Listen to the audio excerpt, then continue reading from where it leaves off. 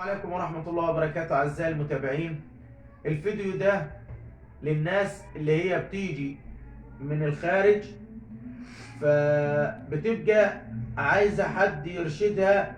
هو حد كان سألني: يا أستاذ أنا معايا مبلغ معين وعايز أنزل به من المطار، هل ممكن يصادروه مني في المطار؟ بص، هو أنت ليك في المطار تخش ب10,000 دولار ومعدل 5000 مصري، ما يزيدوش عن كده.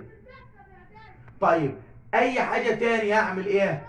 لو معاك فلوس زيادة عن المعدل ده، المفروض اول حاجة تعملها تخش على الضابط اللي موجود اللي هيفتشك ويفتش شنطك، تقول له انا معاي فلوس عن المعدل اللي مسموح بيه وعايز ادفع لهم اللي هم 10% دمغه و14% ضريبه والكلام ده كله، عشان ما تحطش نفسك تحت طائله القانون وتصادر مثلا مبلغ معين وتقعد تلف اللفه دي عشان تحاول تسترده.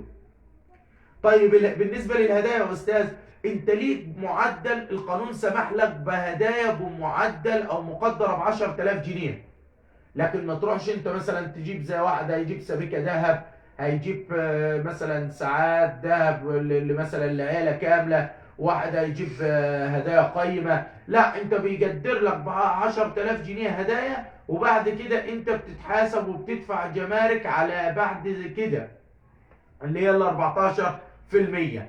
فانت يا اما تبعت مع كذا واحد الفلوس اللي معاك، او انك تلجأ للقانون وتخش على الضابط تقول له انا معايا فوق عن 10,000 دولار واكتر من 5000 مصري وعايز ادفع الضريبه اللي عليهم عشان اخش في امان.